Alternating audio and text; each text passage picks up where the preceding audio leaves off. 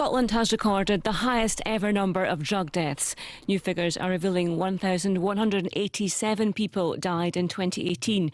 That's an increase of 27% on the previous year. On the banks of the Clyde, Greenock and the surrounding area now has some of the highest levels of drug deaths in Scotland. I was using Valium and heroin quite often, you know, heroin pretty much every day. I very nearly did die once or twice, you know, and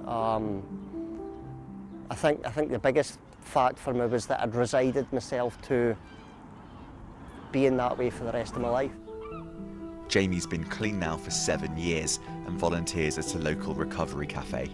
What have you seen here in terms of drug deaths? Have you noticed an increase? Yes, without a shadow of doubt. These young men and women are losing their lives and they are young, you know. It's not a case of they're 50, 60-year-olds, you know. The majority of them are in their 20s. Inverclyde's drug deaths have spiked in recent years. They're now contributing to a worrying trend. For decades and decades, life expectancy here in Inverclyde, like elsewhere in the UK, saw year-on-year improvements.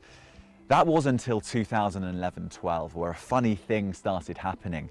Life expectancy improvements began to falter, and now here in Inverclyde, they're going backwards for both men and women.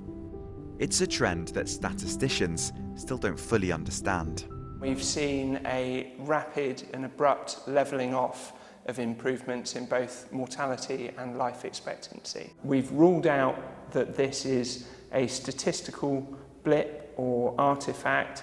It is a real trend, and what we're doing now is working through exactly what that looks like to see exactly what's going on and what's driving these patterns. Newsnight's been given new analysis by the National Records of Scotland that offer us perhaps the clearest insight yet into what's going on. In Scotland, between 2001 and 2012, male life expectancy grew by an average of 16 weeks every year, but after that, it fell by a week a year. What the National Records of Scotland found was that drug deaths are now so high here that they're the biggest pull factor dragging down life expectancy of any cause of death here in Scotland. We've seen massive increases in the number of drug deaths. Because drug deaths tend to affect people at younger ages, so they're killing people in their 30s and 40s, that removes a lot of years that people would have gone on to live, and that brings down the average life expectancy by quite a lot. We already knew that the opioid crisis was having a big impact on life expectancy in the States, but this is the most detailed evidence yet that something similar could be happening in the UK.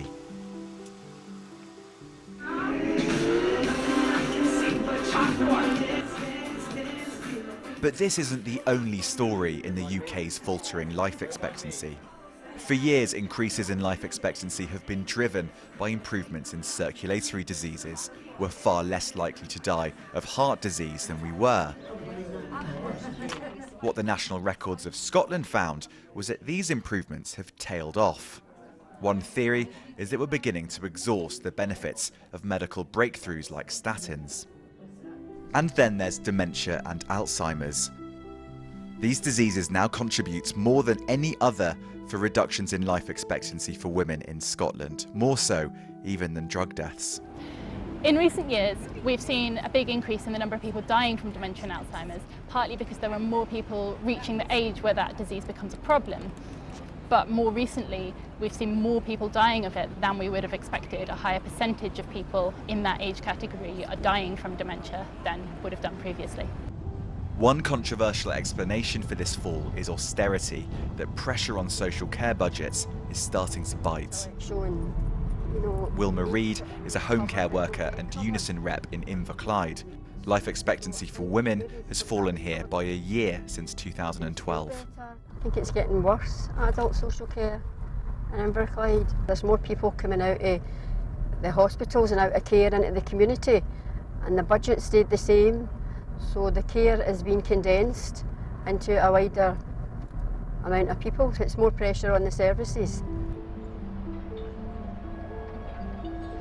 The austerity argument is a controversial one, not least because other countries that have also experienced austerity haven't seen the same trend. What we do know, though, from this research and other research in the UK is that life expectancy improvements are very much linked to how wealthy you are. Life expectancy is rising in richer areas and falling in poorer areas. Inverclyde isn't alone in experiencing falling life expectancy. There are dozens of areas across the UK with a similarly unwelcome story to tell. It's a phenomenon we're only just beginning to understand, let alone get to grips with.